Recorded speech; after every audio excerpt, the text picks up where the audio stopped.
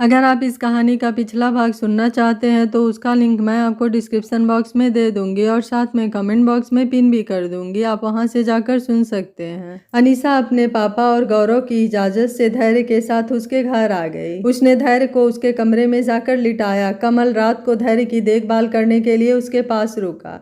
अनीसा उनके साथ वाले कमरे में सो गई ताकि ज़रूरत पड़ने पर कमल उसे बुला सके। अगले दिन सुबह अनीसा ने उसकी एक्सरसाइज करवा कर अपने हॉस्पिटल में आ गई। वो जैसे ही कमरे में आई तो कमरे में भीड़ देखकर हैरान हो गई। उसके अंदर आते ही सबने तालियां बजाई।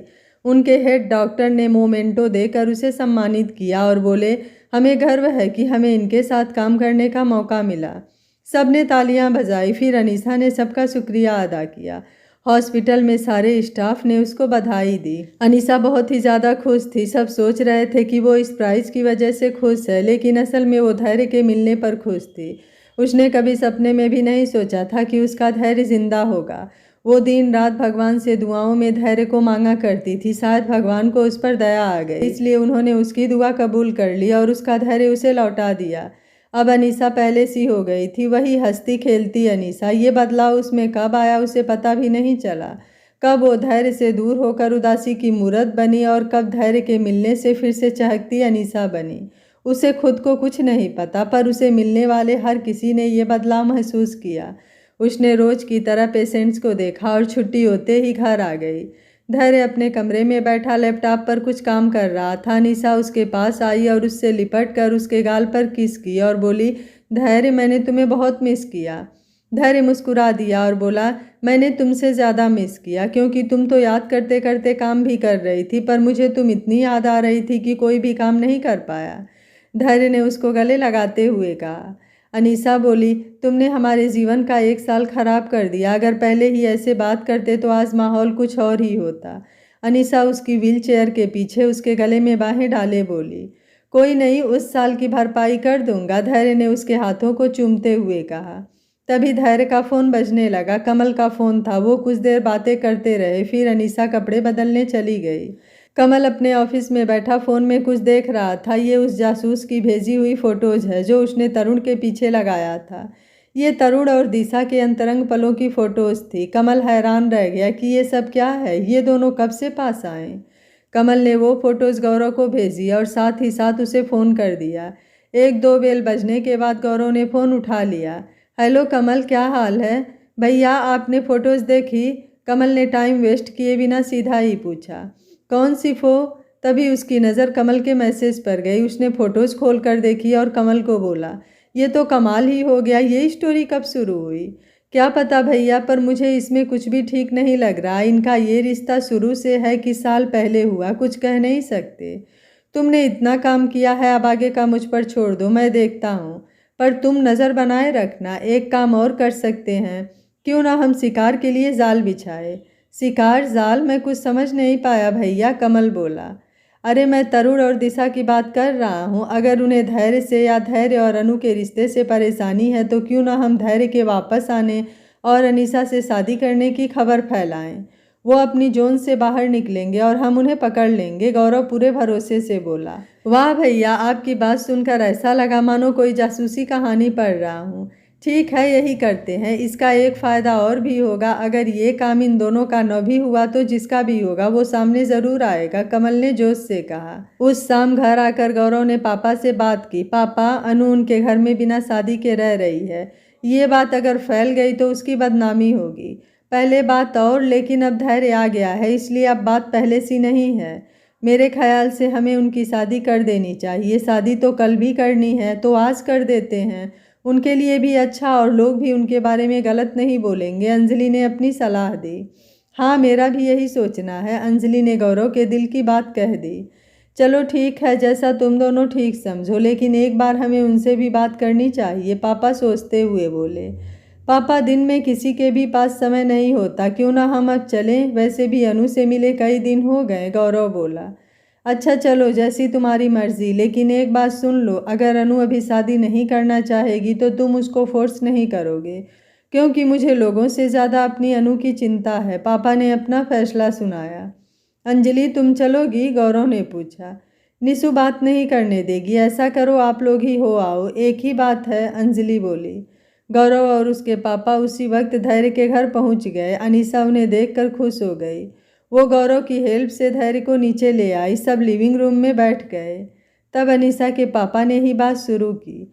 असल में हम आज एक बहुत ज़रूरी बात करने आए हैं। देखिए अब धैर्य आ ही गया है, अनु ने यहीं रहना है, तो हम सोचते हैं कि क्यों ना इनकी शादी ही करवा दें।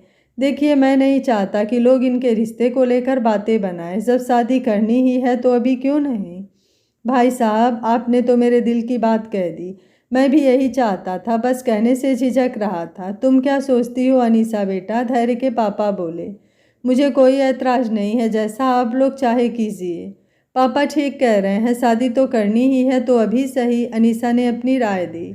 तुम्हारा क्या ख्याल है धैर्य बेटा, अनीसा के पापा ने धैर्य से पूछा। आप बड़े हैं, जो करेंगे अच्छा ही करेंगे, धैर्य बोला। ठीक है, आने वाले संडे कैसा रहेगा, गौरव बोला। पहले हम इनकी कुंडली न मैच करवा लें, धैर्य के पापा बोले। भाई हम इन सब में विश्वास नहीं करते, जो इंसान की किस्मत है वो होकर रहता है। हमने कभी किसी की कुंडली नहीं बनाई, बस इसकी मम्मी ने ज़रूर एक गुरुजी की बात मानती थी। उन्होंने कहा था कि वो सदा सुहागन रहेगी और सुहागन ही मरेगी, लेकिन देख लीजिए वो कितने पहले चली गई और मैं अब तक जिंदा हूँ, अनीसा के पापा बोले। सही है, ये अपनी अपनी किस्मत की बात होती है। अब हमने भी कुंडली के हिसाब से शादी की थी, पर कुंडली में कहीं हमारा तलाक नहीं लिखा था, फिर भी हमारा तलाक हो गया। जैसी आपकी मर्जी आप कीजिए, धैर्य के पापा बोले।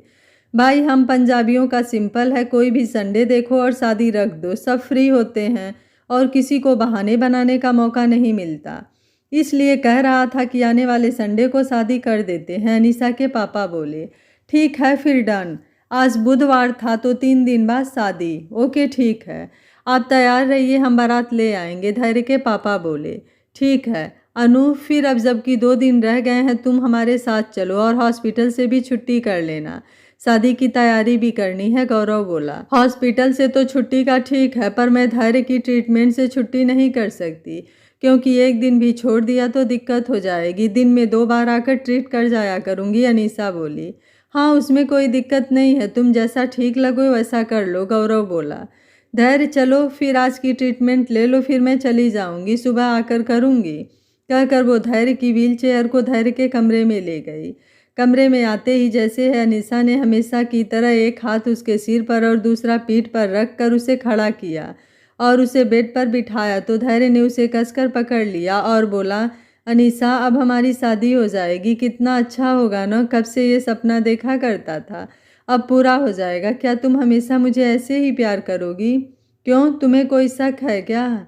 नहीं, मैं तुम्हें शादी के बाद इतना ही प्यार नहीं करूँगी, बल्कि इससे भी ज़्यादा, इतना प्यार करूँगी, अनीसा ने अपनी बाहों को फैलाकर कहा। वो धैर्य की बाहों में झूल रही थी। धैर्य ने खींचकर उसे गले से लगा लिया। अनीसा ने उससे छुड़ाते हुए कहा, नीचे सभी हमारा वेट कर रहे हैं, चलो मसाज कर दूं। तब धैर्य को होश आया, उसने गहरी सांस छोड़ते हुए अनीसा को कहा। फिर अनीसा ने उसे लिटाकर और उसका मसाज करने लगी। मसाज के बाद उसने अपने आप को शीशे में देखकर अपने कपड़े और मेकअप ठीक किया। फिर धैर्य से बोली, धैर्य तुम आराम करो, मैं चलती हूँ, सुबह आऊँगी, कहकर वो नीचे आ गई। फिर वो लोग अपने घर आ गए। आ गई तुम, कहकर अंजलि ने उसे गले लगा लिया। फिर धीरे से उसके कान में बोली, बधाई हो तुम दोनों की शादी के लिए। थैंक यू भाभी, कहकर अनीसा मुस्कुरा दी। फिर उनकी शादी की तैयारी होने लगी। गौरव ने शहर के हर छोटे बड़े अखबार में उनकी शादी की खबर छपा दी थी। गौरव ने अनीसा के हाथ में एक कड़ा डालते हुए कहा, यह तुम्हारी शादी का गिफ्ट है मेरी तरफ से। अनीसा ने कड़े को देखते हुए कहा, थैंक यू भैया, आप दुनिया के बेस्ट भाई हो। अनीसा अब हॉस्पिटल नहीं जाती थी, पर हर रोज़ दिन में 2 बार धैर्य की मसाज करने जाती थी। धैर्य अब स्टिक लेकर धीरे धीरे चलने लगा था। अनीसा को खुशी थी कि उसकी मेहनत रंग लाई थी। शादी के एक दिन पहले अनीसा शाम को धैर्य के घर से वापस आ रही थी कि कार अचानक खराब हो गई। ड्राइवर उतरकर ठीक करने के लिए बोनट खोलकर देख रहा था कि एक कार पास आकर रुकी। उसमें से 2 आदमी निकले। एक ने ड्राइवर की गर्दन पर मुक्का मारकर बेहोश कर दिया। अनीसा आंख बंद किए सीट पर सर टिकाए आराम कर रही थी, तभी उसकी तरफ वाला दरवाज़ा खुला। उसने आंखें खोली। वो कुछ समझती उससे पहले ही किसी ने उसके मुंह पर रुमाल रख दिया और वो बेहोश हो गई। सिंघानिया मेंशन में शादी की तैयारियां चल रही थी। मेहंदी लगाने वाली आ गई थी, लेकिन अनीसा जो रोज़ 6 बजे आ जाती थी वो अब तक नहीं आई थी। अंजलि अपने हाथों में मेहंदी लगवाने लगी। बीच बीच में वो टाइम देखे जा रही थी। 7 बजे अंजलि का दिल धड़कने लगा। उसने धैर्य को फ़ोन किया। धैर्य लिविंग रूम में बैठा था। फ़ोन बजा तो उसने अनजान नंबर देखकर फ़ोन उठाया नहीं। जब दोबारा फ़ोन बजा तो उसने फ़ोन उठा लिया। तभी दूसरी तरफ से अंजलि बोली, हेलो धैर्य, मैं अंजलि बोल रही हूँ। वो अनीसा के बारे में पूछना था। वो वहाँ से चली नहीं क्या? मेहंदी वाली उसकी वेट कर रही है। उसका और ड्राइवर दोनों का फ़ोन बंद आ रहा है, इसलिए आपको किया। क्या अनीसा पहुँची नहीं? उसे गए हुए तो 1.5-2 घंटे हो गए हैं। वो अपने टाइम पर यहाँ से चली गई थी। फ़ोन बंद करते ही उसकी धड़कन बढ़ गई और घबराहट में शरीर कांपने लगा। उसे समझ नहीं आ रहा था वो क्या करे। उसने जल्दी से कमल को फ़ोन किया। फ़ोन उठते ही वो बोला, कमल, अनीसा को यहाँ से गए 2 घंटे हो गए हैं, पर वो घर नहीं पहुँची। मेरा दिल बहुत घबरा रहा है। धैर्य, तुम चिंता न करो, मैं अभी गौरव भैया को फ़ोन करता हूँ। हम कुछ न कुछ करके उसे बचा लेंगे, कहकर कमल ने फ़ोन बंद किया और गौरव को फ़ोन लगाया। भैया, जिस बात का हमें इंतज़ार था वो हो गया है। अनीसा को किडनैप कर लिया गया है। उन पर नज़र रखी हुई है ना? हाँ, 2 बंदे लगा रखे हैं उनके पीछे, उनसे पूछता हूँ। इसके अलावा उसके कड़े से उसकी लोकेशन भी पता लग जाएगी, कहकर गौरव ने जिन लोगों को दिशा और तरुण के पीछे लगाया था उन्हें फ़ोन किया, पर दोनों के फ़ोन बंद आ रहे थे। इसका एक ही मतलब था। गौरव घबरा गया। उसने अनीसा की लोकेशन देखने के लिए फ़ोन निकाला। लोकेशन मिल गई थी। उसने जल्दी से कमल को फ़ोन किया। धैर्य को बेचैनी हो रही थी। वो बैठा हाथ मल रहा था। उसने दोबारा कमल को फ़ोन किया। हेलो कमल, कुछ पता चला? हाँ, गौरव भैया ने लोकेशन ट्रैक कर ली है। हम वहीं जा रहे हैं। मुझे लोकेशन सेंड कर। धैर्य, तू रहने दे, हम हैं ना। तू आकर क्या करेगा? तुझे कहा ना कि लोकेशन सेंड कर। जितना कहा उतना कर, मुझे फालतू कुछ नहीं सुनना, धैर्य ने गुस्से से कहा। कमल को पता था कि ये ऐसे नहीं मानेगा, तो उसने फ़ोन बंद करते ही उसे लोकेशन भेज दी। फिर कमल ने गौरव को फ़ोन किया। भैया, क्या सिचुएशन है? जो जासूस दिशा के पीछे लगाया था उसने कन्फर्म कर दिया है कि ये काम उसका ही है। उसने दिशा की आवाज़ रिकॉर्ड कर ली है। वो लोग दिशा पर नज़र रखे हैं। वो कहीं नहीं गई है। हाँ, तरुण जरूर दोपहर से गया हुआ है। चल वहाँ मिलते हैं। भैया, धैर्य भी लोकेशन मांग रहा था, मैंने उसे दे दिया है। वो पीछे ही पड़ गया था। तुम सच में बेवकूफ़ हो। तुम्हें पता नहीं कि धैर्य उसे बचाने पहुंच जाएगा। वो खुद ठीक नहीं है। अच्छा सुनो, तुम ऐसा करो, जाकर दिशा को काबू कर लो। अगर अनीसा नहीं मिली तो उसे भी नहीं छोड़ेंगे। फिर उसके साथ वाले खुद ही अनीसा को छोड़ेंगे। ठीक है भैया, मैं दिशा को काबू करता हूँ, कहकर वो दिशा के घर की तरफ चल दिया। गौरव ने धैर्य को फ़ोन किया। हेलो धैर्य, देखो, कोई भी कदम जल्दबाजी में मत उठाना। मैं आ रहा हूँ, मुझे अपडेट करते रहना। धैर्य ने सिर्फ ओके ही कहा और फ़ोन बंद कर लिया। धैर्य लोकेशन पर पहुंचने वाला सबसे पहला था। वो वहां पहुंचा तो देखकर हैरान रह गया कि ये कोई रेजिडेंशियल बिल्डिंग थी जिसमें 32 फ्लोर्स थे और हर फ्लोर पर करीब करीब 10 घर थे। धैर्य सारी सिचुएशन गौरव को भेज दिया। यहाँ पर अनीसा को ढूंढना भूसे के ढेर में सुई ढूंढने के बराबर था, लेकिन धैर्य कैसे उसे छोड़ सकता था? वो फ़ोन की लोकेशन देखते हुए आगे बढ़ रहा था। वो लंगड़ा कर स्टिक के सहारे चल रहा था। वो लिफ्ट में पहले टॉप पर आ गया, पर उसने देखा कि वो लोकेशन से बहुत दूर आ गया है, तो वो वापस नीचे आया और फिर से लिफ्ट में चढ़ गया। अब वो लोकेशन के ज़रिए 25वीं फ्लोर पर पहुंच गया। उसने आसपास देखा तो वो हैरान हो गया। उसका अंदाज़ा गलत था। यहाँ 10 नहीं बल्कि चारों दिशाओं में जाते 10-10 घर थे, मतलब टोटल 40 घर। और अब धैर्य को ये 40 घर देखने थे अनीसा को ढूंढने के लिए। गौरव ने धैर्य की डिटेल्स के आधार पर पुलिस को फ़ोन कर दिया था। पुलिस एम्बुलेंस और फायर ब्रिगेड की गाड़ी के साथ निकल पड़ी थी। धैर्य ढूंढते हुए कमरे के बाहर पहुंच गया। उसने इंडिकेटर यही लोकेशन शो कर रहा था। धैर्य ने गौरव को सारी डिटेल भेज दी। धैर्य, तुम अभी अंदर मत जाना, वहीं रुकना, मैं अभी आता हूँ, बस नीचे पहुँच गया हूँ, तुम कुछ मत करना, मैं आ रहा हूँ, कहकर फ़ोन बंद करके वो कार से उतरा और भागता हुआ लिफ्ट की तरफ गया। लिफ्ट अभी आई नहीं थी, शायद ऊपर ही कहीं रुक गई थी। वो दूसरी लिफ्ट की तरफ गया तो वहाँ पर भी भीड़ थी। तब गौरव तीसरी लिफ्ट जो लेफ्ट साइड थी वहाँ गया। ये खाली थी। वो झट से उसमें चढ़ गया। धैर्य दरवाजे पर खड़ा उसका वेट कर रहा था कि अंदर से दरवाज़ा खुला और किसी ने एक झटके में उसे धकेल कर अंदर गिरा लिया। धैर्य इसके लिए तैयार नहीं था, पर वो गिरते ही एक झटके से खड़ा हो गया। उसने देखा कि 4 गुंडे उसे घेरे खड़े हैं। धैर्य ने उनका जायजा लिया, तभी किसी की आवाज़ आई, वाह कमाल का प्यार है, लूले लंगड़े में भी जान डाल देता है। धैर्य, मुझे यकीन नहीं था कि तुम इतनी जल्दी यहाँ पहुँच जाओगे, तरुण ने तालियां मारते हुए कहा।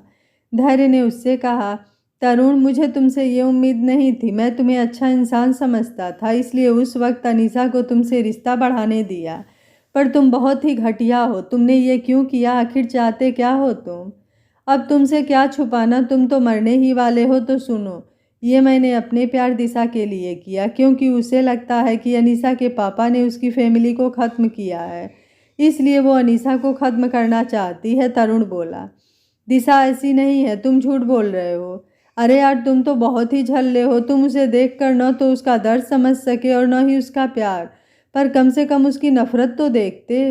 वो और बोलता तो धैर्य ने उसे बीच में ही टोक दिया, तुम दिशा को गोली मारो। ये बताओ मेरी अनीसा कहाँ है, वरना मैं एक एक को ख़त्म कर दूंगा। तरुण हंसते हुए, तुम ख़त्म करोगे? ढंग से खड़े तो हो नहीं पा रहे हो, तुम किसी को मारोगे क्या? तुम तो इनके पास भी नहीं जा सकते। फिर उसने अपने साथियों से कहा, दरवाज़ा बंद कर दो। उन लोगों ने दरवाज़ा बंद कर दिया। मैंने पूछा, अनीसा कहाँ है? ओ देखो तो, इस लूले लंगड़े हीरो को गुस्सा आ रहा है, ये हीरोइन को बचाएगा। तरुण जोर जोर से हंसते हुए बोला। उसके साथी भी हंस रहे थे। अचानक कमरे में आवाज़ें गूंजी और तरुण के चारों साथी चारों खाने चित्त नीचे पड़े हुए थे और खुद तरुण की गर्दन को किसी ने जकड़ रखा था। उसने गर्दन घुमाकर देखा तो धैर्य था। उसने तरुण पर अपना शिकंजा और कसते हुए उससे पूछा, अनीसा कहाँ है? तरुण ने सामने पड़े अपने साथियों को कहा, कमीनों, इतने पैसे क्या तुम्हें इस तरह एक ही बार में गिरने के लिए दिए थे क्या? आपने हमें पहले बताना था कि ये ब्लैक बेल्ट है, हमसे झूठ बोला कि लूला लंगड़ा है। अब हमारी टूटी हड्डियों के पैसे भी देना। एक साथी धीरे धीरे बोला। तुम ब्लैक बेल्ट हो? तरुण ने हैरानी से पूछा। हाँ, शेर से कभी पंगा नहीं लेना चाहिए। शेर अगर घायल भी हो तो भी शेर ही होता है, समझे? अब बताओ अनीसा कहाँ है, वरना तेरा हाल इनसे भी बुरा होगा। धैर्य उसके कान में गुर्राता हुआ बोला। तरुण सर से पांव तक कांप गया। उसने सामने गैलरी की तरफ इशारा किया और बोला, स्टोर रूम में। धैर्य उसे छोड़कर अंदर की तरफ भागा। गैलरी में 3 कमरे छोड़कर चौथे कमरा बंद था। उसने उसका कुंडा खोला और तो सामने एक कॉर्नर में गठरी बनी अनीसा बैठी थी।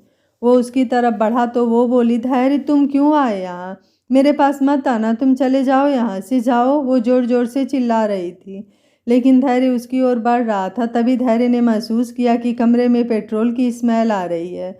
उसने देखा कि अनीसा के कपड़े भी भीगे पड़े हैं। वो भागकर उसके पास गया। उसका शक सही निकला, अनीसा पेट्रोल से भीगी पड़ी थी।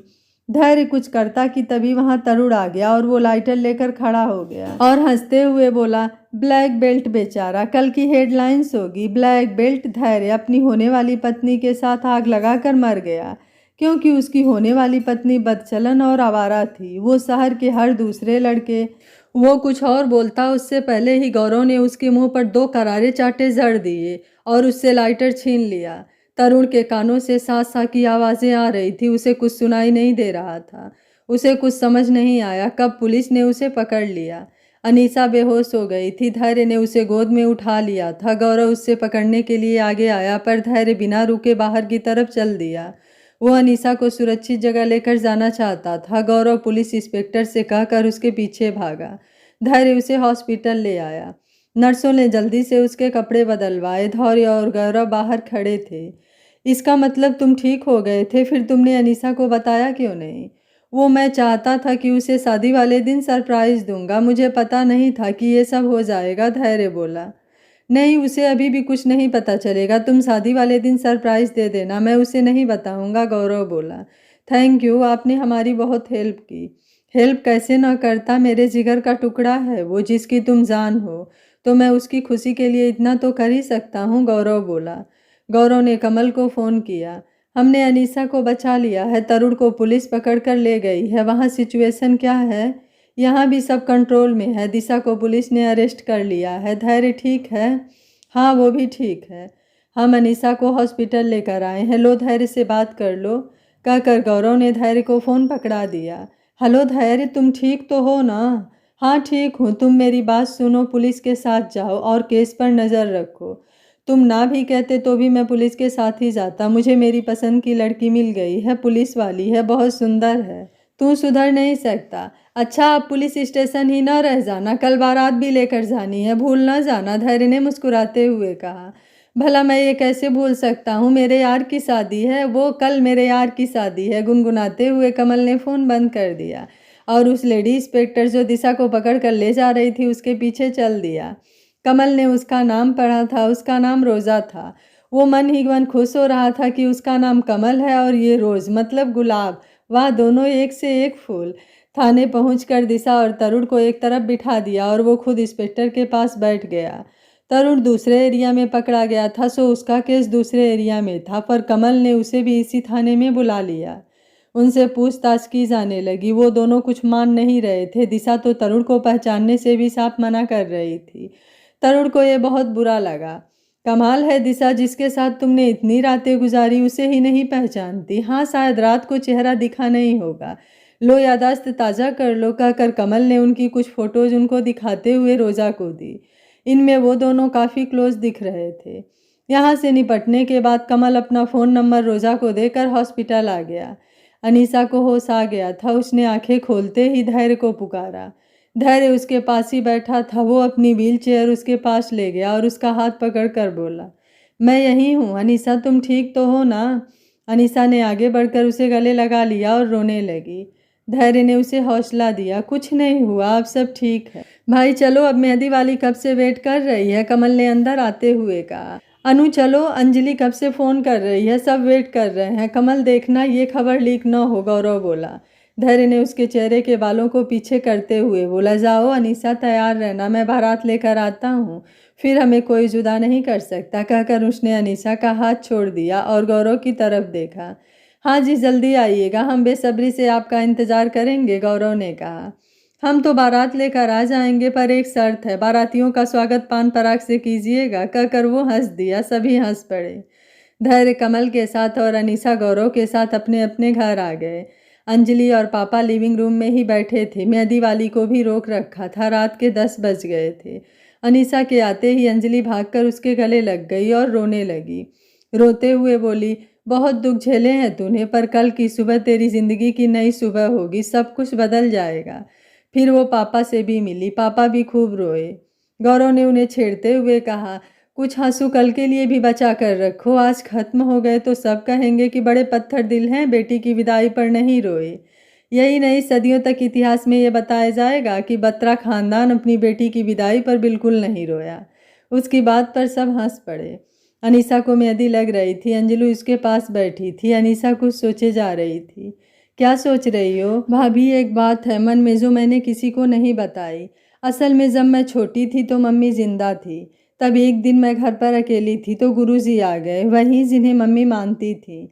उन्होंने मुझे धैर्य से दूर रहने को कहा था। कह रहे थे कि जब भी धैर्य के करीब जाओगी तो तुम्हारी फैमिली का नुकसान होगा।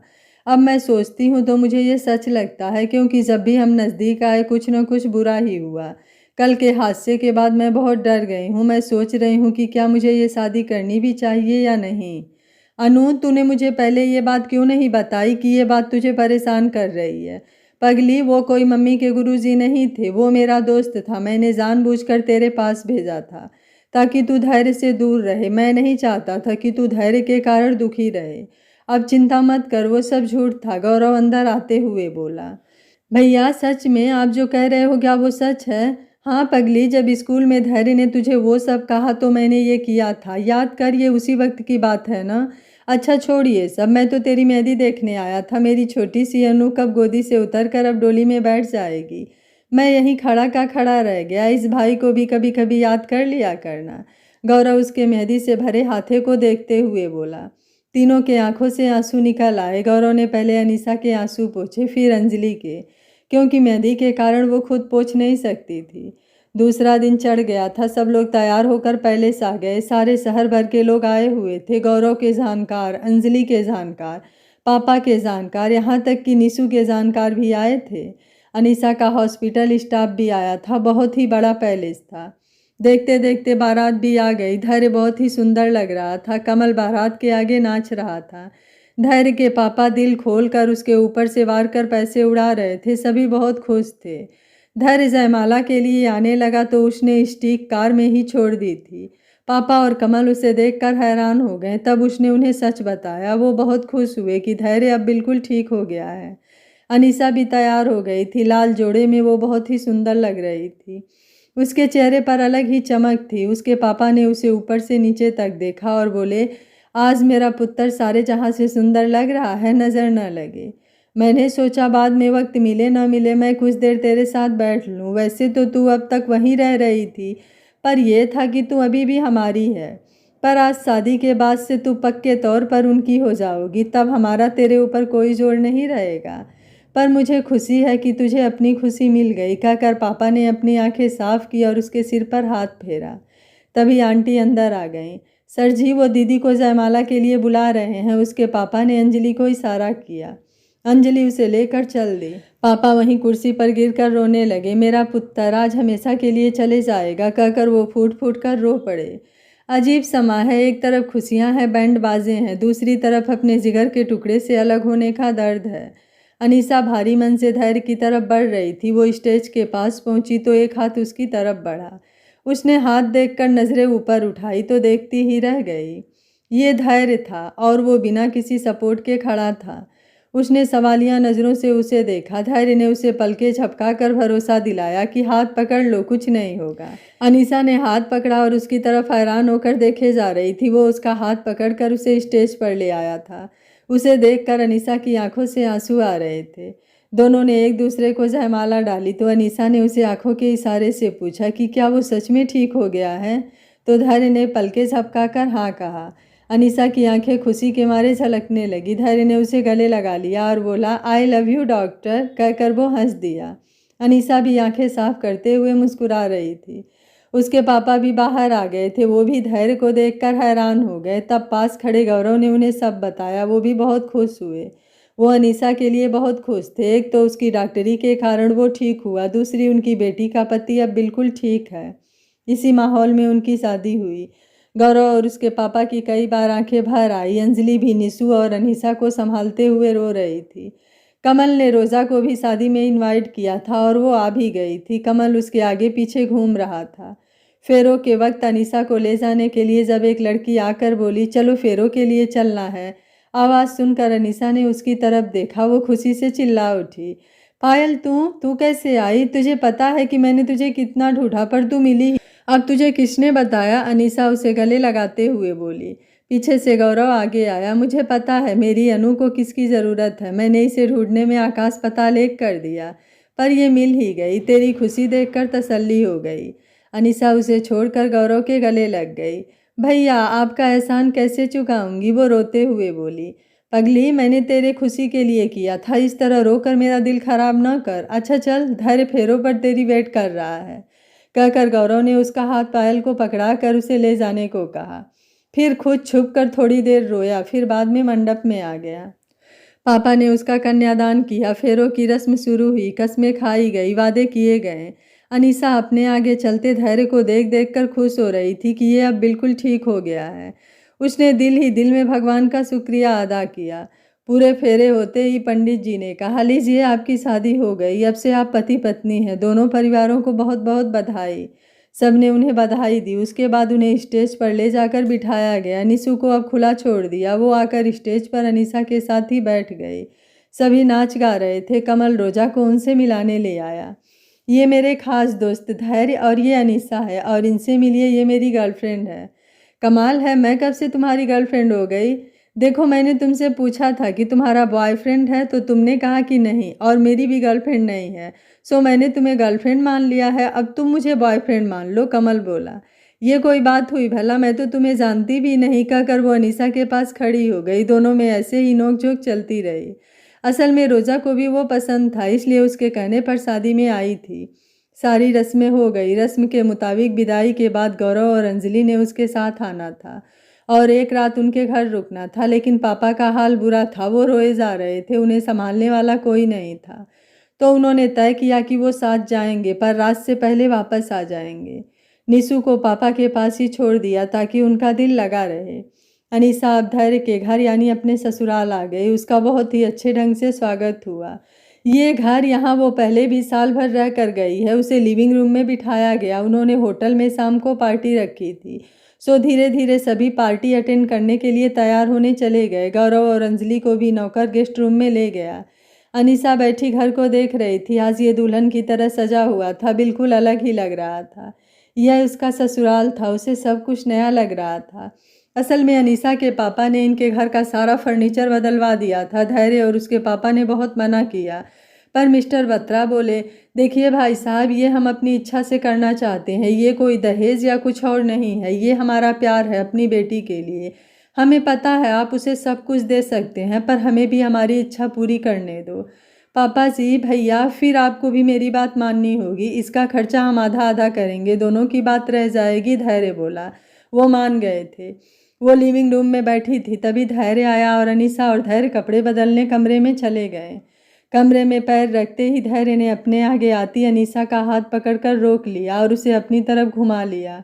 उसने अनीसा को ऊपर से नीचे तक देखा और बोला, तुम बहुत ही सुंदर लग रही हो। अब तक तुम हल्के बेरंग कपड़े पहनती थी, इसलिए आज जब सुर्ख लाल रंग पहना तो तुम्हारा रूप और निखर कर बाहर आ गया। उसने अपनी उंगलियों से हल्के से उसके चेहरे पर फेरते हुए कहा। अनीसा का रंग शर्म से और लाल हो गया। वो बोली, ठीक है, चलो जल्दी करो, होटल में सब इंतज़ार कर रहे होंगे। जल्दी से कपड़े बदल कर चलते हैं। अनीसा ने उससे हाथ छुड़ाने की कोशिश करते हुए कहा, लेकिन उसने हाथ नहीं छोड़ा, उल्टा उसे खींचकर अपने सीने से लगा लिया। दोनों की धड़कनें तेज थी। धैर्य उसे बाहों में और कसता जा रहा था। उसने भी अपनी बाहें उसकी कमर में डाल ली। दोनों अपने पास्ट में खो गए। बाहर कुछ गिरने की आवाज़ ने उन्हें रियलिटी में वापस ला खड़ा किया और धैर्य उसे धीरे से छोड़ते हुए बोला, मैं तुम्हारे लिए ये गाउन लाया हूँ, आज तुम यही पहनना। ऐसा करते हैं, पहले मैं अपने कपड़े बदल कर जाता हूँ, फिर तुम तैयार हो जाना, कहकर वो अपने कपड़े एक एक करके उतारने लगा। अनीसा को बहुत शर्म आ रही थी। ऐसा नहीं था कि उसने इसे ऐसे कभी देखा नहीं था। मालिश के दौरान ये बिना शर्ट के ही होता था, पर आज इसे ऐसे देखकर उसे शर्म आ रही थी। धैर्य ने कपड़े बदले। उसने अब शेरवानी उतार कर उसके गाउन से मैच करता हल्के हरे रंग का कोट पैंट पहन लिया था। उसके गाउन पर गुलाब के फूल बने थे, तो अनीसा ने वहाँ पड़े बुके में से गुलाब का फूल निकाल कर उसकी पॉकेट के पास लगा दिया। अब ये उसके गाउन के साथ परफेक्ट मैच कर रहा था। वो तैयार होकर बाहर चला गया। अनीसा को तैयार करने पार्लर वाली को उसने ऊपर भेज दिया। कुछ ही देर में वो तैयार हो गई थी। वो जैसे जैसे सीढ़ियों से नीचे आ रही थी, लग रहा था मानो कोई परी आसमान से उतर रही हो। सब उसी को देख रहे थे। धैर्य भी उसके पास आ गया। दोनों साथ में एकदम परफेक्ट कपल लग रहे थे। धैर्य उसका हाथ पकड़कर बाहर कार तक ले आया। फिर उसने एक जेंटलमैन की तरह उसके लिए कार का दरवाज़ा खोला और उसे अंदर बिठाया। दूसरी तरफ ड्राइवर ने धैर्य के लिए दरवाज़ा खोला। होटल में दोनों की होटल में शानदार एंट्री हुई। वो आगे आए, उन्हें स्टेज पर बिठाया गया। लोगों ने उन्हें गिफ्ट दिए। फिर नाच गाने का प्रोग्राम शुरू हुआ। कमल को तो मौका चाहिए था। उसने रोजा से रिक्वेस्ट किया और उसे डांस फ्लोर पर ले आया। इनके अलावा और भी बहुत लोग नाच रहे थे। सब खूब मस्त हो रहे थे। धैर्य और अनीसा आए हुए सभी मेहमानों से मिल रहे थे। तब कमल ने अनाउंस किया, लीजिए अब दिल थाम कर बैठिए, अब बारी आती है आज के स्पेशल जोड़े की। तालियों से स्वागत कीजिए। धैर्य और अनीसा, वो दोनों एकदम हैरान। कमल ने उनसे बिना पूछे ही कह दिया था। धैर्य अनीसा का हाथ पकड़कर स्टेज पर गया। कमल ने धैर्य का ही गाया हुआ गाना चला दिया, बातें ये कभी ना तू भूलना, कोई तेरी खातिर है जी रहा। वो लोग हल्का हल्का डांस करते रहे। फिर उन्होंने कई गाने बदले। वो दोनों मस्त होकर नाचते रहे। धैर्य ने अनीसा से कहा, अनीसा, मैंने तो कई बार तुम्हारे लिए गाना गाया है, आज तुम भी सुना दो। अब ये मत कहना कि तुम्हें आता नहीं, मैंने तुम्हें गाते सुना है। मैंने कभी गाया ही नहीं, तुमने कब सुन लिया? अनीसा ने पूछा। जब तुम मेरे साथ क्लास में बैठती थी अक्सर गाया करती थी। वो क्या गाना था? दिल तो है दिल, दिल का एतबार, सुना दो प्लीज़। धैर्य बोला। ओह, तब की बात कर रहे हो? हाँ चलो सुना दूंगी, पर अगर पियानो तुम बजाओगे। अनीसा को लगा कि शायद ये मना कर देगा तो वो भी नहीं गाएगी, लेकिन उसने हाँ कर दिया। फिर धैर्य पियानो बजाने लगा। सब लोग उसकी तरफ देखने लगे। अनीसा उसके पास खड़ी होकर गाने लगी। दिल तो है दिल, दिल का एतबार क्या कीजिए, आ गया जो किसी पे प्यार क्या कीजिए। बरसों हैं तरसी आंखें, जागी है प्यासी रातें, आई है आते आते होठों पे दिल की बातें। प्यार में तेरे दिल का मेरे कुछ भी हो अंजाम, बेकरारी में है करार क्या कीजिए, आ गया जो किसी पे प्यार क्या कीजिए। दोनों की जुगलबंदी ने समा बांध दिया। पूरा हाल शांत था, बस उनके गाने की आवाज़ें आ रही थी। इसी तरह पार्टी एक खूबसूरत माहौल के साथ खत्म हुई। सभी लोग होटल से घर चले गए। गौरव और अंजलि भी चले गए। धैर्य और अनीसा इस बार कमरे में आए तो अनीसा हैरान रह गई। अब कमरा सजा हुआ था फिल्मों की तरह। कमरे में फूल ही फूल लगे थे। अनीसा ने धैर्य की तरफ देखा। वो बोला, कैसा लगा मिसेस धैर्य सेठ? कहते हुए उसने अनीसा को पकड़कर अपने गले से लगा लिया। अनीसा ने कहा, अच्छा हटो, पहले मुझे मुंह धो लेने दो, मेकअप उतार लेने दो। ठीक है, लेकिन अगर मेकअप उतारने के बाद तुम पहचान में नहीं आई तो? धैर्य ने मजाक करते हुए कहा। तो मैं दोबारा मेकअप कर लूंगी, अनीसा हंसते हुए बोली। अनीसा वॉशरूम में चली गई और धैर्य भी कपड़े बदलने लगा। अनीसा मुंह धोकर कपड़े बदलकर बाहर आई तो धैर्य सोफे पर बैठा फोन पर कुछ देख रहा था। उसने अंदर आते हुए पूछा, बिजनेस मैटर? नहीं, तुम्हारी फोटो देख रहा था, जो अक्सर देखा करता था। उससे कह रहा था अब तुम्हारी ज़रूरत नहीं पड़ेगी क्योंकि मुझे अब फोटो वाली मिल गई है। कहकर उसने अनीसा की बाह पकड़कर अपनी तरफ खींच लिया। वो उसकी गोद में आ गिरी। वो धैर्य के इतने करीब कभी नहीं आई थी। उसका चेहरा एकदम शर्म से लाल हो गया था। उसकी सांसें तेज चलने लगी। उसे समझ नहीं आ रहा था कि वो क्या करे। वो अपने हाथ कहाँ रखे। गिरते वक्त एक बाह अनायास ही धैर्य के कंधे पर पड़ गई। वो उठने लगी तो धैर्य ने उसे पकड़कर अपनी तरफ खींच लिया और बोला, बैठी रहो, मैं तो अपनी पावर दिखा रहा हूँ डॉक्टर। मैं अपनी वाइफ को अपनी टांगों पर बिठा सकता हूँ। क्या अब मैं पूरी तरह ठीक हूँ? उसके आवाज़ में एक नशा सा था जो अनीसा को भी मदहोश कर रहा था। अनीसा ने उसे देखते हुए सिर हिला दिया। अब धैर्य ने उसे अपनी बाहों में उठाया और खड़े होते हुए बोला, अब मैं अपनी वाइफ को गोद में उठाकर भी चल सकता हूँ। क्या अब मैं ठीक हूँ? उसने एकटक अनीसा की आंखों में देखते हुए पूछा। अनीसा ने फिर सिर हिला दिया तो धैर्य ने उसे लाकर बेड पर लिटा दिया। अगली सुबह जब वो उठी तो दोपहर हो चुकी थी। धैर्य वहाँ नहीं था। वो उठकर वॉशरूम गई, फिर नहा धोकर नीचे आई। धैर्य लिविंग रूम में बैठा फ़ोन पर कुछ देख रहा था। उसे आते देख वो उसके पास आया और बोला, उठ गई, चलो नाश्ता करें। केसू, नाश्ता लगाओ। धैर्य ने उसके कंधे पर बाह रखकर उसे डाइनिंग टेबल की तरफ ले जाते हुए कहा। आपने भी खाया नहीं अभी? अनीसा ने हैरान होकर पूछा। नहीं, मैं तुम्हारा वेट कर रहा था। धैर्य ने उसके बाल प्यार से कान के पीछे करते हुए कहा। धैर्य, सॉरी, लेकिन आगे से ऐसा मत करना। या तो नाश्ता कर लेना या मुझे उठा लेना। इस तरह भूखे नहीं रहना। दवा मिस नहीं करनी है। ओके, वैसे उठा तो मैं तुम्हें अब भी सकता हूँ, उसने धीरे से अनीसा के कान में कहा तो वो शर्मा गई। फिर दोनों ने नाश्ता किया। आज हमने कहीं काम पर नहीं जाना तो चलो कहीं घूम आते हैं। लेक पर चलें और रॉक गार्डन भी हो जाएंगे। जानती हो, मैं पहले भी कई बार गया हूँ, पर मैं वहाँ अक्सर सोचता था कि काश तुम मेरे साथ होती। हम दोनों बाहें में बाहें डाले घूमते। धैर्य शून्य में देखता हुआ बोल रहा था, मानो वो सच में अनीसा के साथ घूम रहा हो। ठीक है, चलते हैं। मैं भी वैसे तो कई बार गई हूँ, पर तुम्हारे साथ नहीं गई, अनीसा बोली। वो लोग घूमने चले गए। वो लोग पहले रॉक गार्डन गए। उसने धैर्य से पूछा, धैर्य, यहाँ चलना बहुत पड़ता है, क्या तुम इतना चल पाओगे? तुम मेरे साथ होगी तो मैं सारी दुनिया को कदमों से नाप सकता हूँ। वैसे भी डॉक्टर मेरे साथ है तो मुझे डरने की क्या बात है? धैर्य हंसते हुए बोला। उन्हें वहाँ घूमते हुए 2-3 घंटे लग गए। वहाँ से निकलकर वो लेक पर आकर बैठ गए। दोनों एक दूसरे का हाथ पकड़े झील के शांत पानी को देख रहे थे। अक्टूबर का महीना था। हल्की हल्की ठंड हो गई थी। अगर यहाँ सुबह सुबह आओ ना तो यहाँ बहुत धुंध होती है। कभी देखी है? अगर देखी भी होती तो इससे अच्छी नहीं लगती। तुम मेरे साथ जो हो, अगर तुम साथ नहीं होते तो कुछ भी अच्छा नहीं लगता। तुम्हारे साथ वीराना भी गार्डन लगता है, अनीसा बोली। आय हाय, मेरी डॉक्टर तो आशिकी भी जानती है, कहकर उसने अनीसा के गाल खींच लिए। दर्द होता है और आशिकी की बात करते हो? आशिकी तो मैंने 15 साल की उम्र में शुरू कर दी थी, डॉक्टरी तो अब की है, अनीसा हंसते हुए बोली। मैंने तुम्हें बहुत सताया है ना? धैर्य ने आह भरते हुए कहा। सच में सताया तो बहुत है। पहली बार प्यार किया और मैं तुम्हें दिलो जान से चाहने लगी, पर तुम्हें तो जैसे मुझे देखकर ही जहर चढ़ जाता था। ऐसे देखते थे कि मानो मैंने कोई गुनाह कर दिया हो और मैं फिर पागलों की तरह तुम्हें चाहती रही। अनीसा उसके चेहरे की तरफ देखते हुए बोली। उसके चेहरे पर उस वक्त का दर्द साफ दिख रहा था।